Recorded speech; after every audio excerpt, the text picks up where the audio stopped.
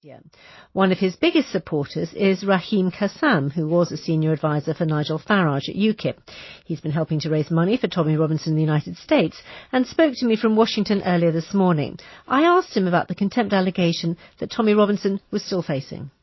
I've spoken to him since he's been released, and I understand that actually I don't think that he will be, and he doesn't think that he will be imprisoned for this alleged contempt of court rule. But he is somebody who has been convicted in the past for contempt of court hearings in Canterbury, and in fact this was related to the Leeds case because he was given a further 3 months for breaching the suspended sentence handed to him in Canterbury.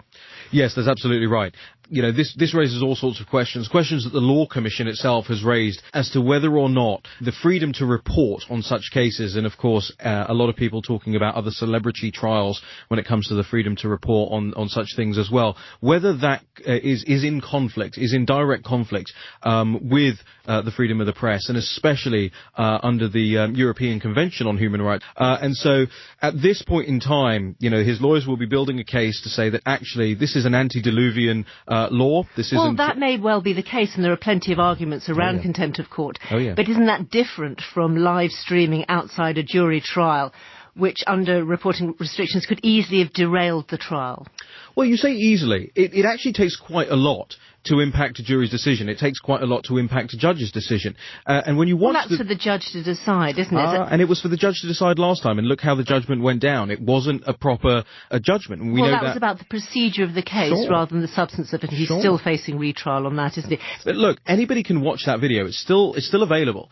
Anybody can see it online and see that actually what he did was he didn't point the finger at anyone and say, you're guilty, you're wrong, you're this, you're that. He was quoting from the Guardian newspaper while standing outside a courtroom. Well, if that makes someone guilty, then the Guardian editor should be held in contempt as well. Well, as you know, it's a complicated business because it's a question of what reporting restrictions are actually applying during an active trial. How comfortable are you in supporting Tommy Robinson, given the kind of things that he's said about Muslims? What's he said about Muslims?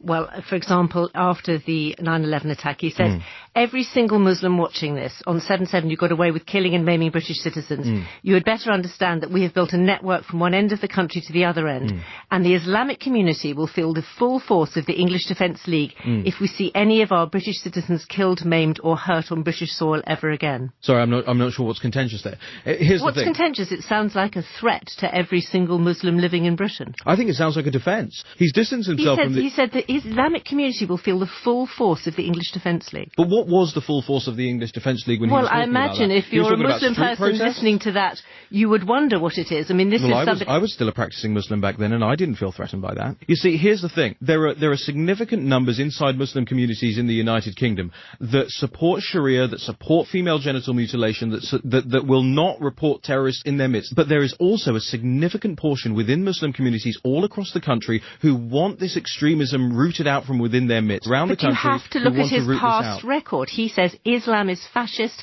and it's violence and we've had enough. Islam, as in political Islam, is what he's talking about, is a fascistic totalitarian ideology. And I grew up with it. Well, you know, the vast majority of the Muslim community in this country would maintain that they live peaceful lives. You're not making the distinction between Muslims and Islam. Violent. They're not violent, but you're not making the distinction between Islam and Muslims. The same way you wouldn't hold every Christian to account for what's in the Bible. You have to do the same with Islam and draw a distinction between ordinary Muslims who are hard-working, productive members of our country versus what the Quran teaches.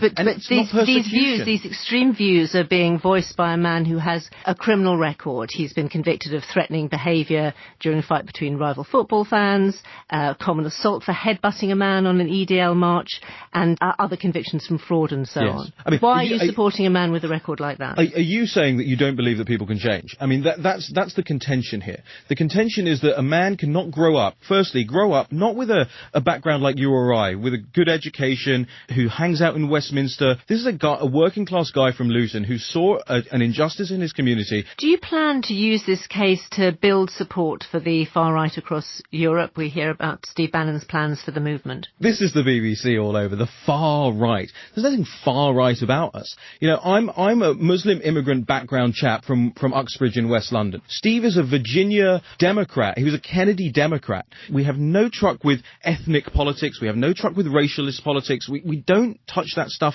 at all. It's not in our milieu. What we're going to do over the next couple of months, and people are going to see it, is we are going to build a legitimate, a serious organization that is doing things legally and above board that will help unite what we think of as patriotic, populist, nationalist parties around the continent, and we're not going to do anything untoward except take the rhetorical fight to the extreme left. Is the fact that you're building this new movement, is that an acceptance that UKIP is a spent force in this country? I don't think UKIP's a spent force. What I do think is the party has a competency problem. It has a competency problem because it has a fundraising problem. It has a fundraising problem because it doesn't have a leader who has name recognition. Now, Gerard, I think, is doing a fine job, but I would urge publicly Nigel Farage to get back into the fold and lead UKIP once again and help us get the Brexit.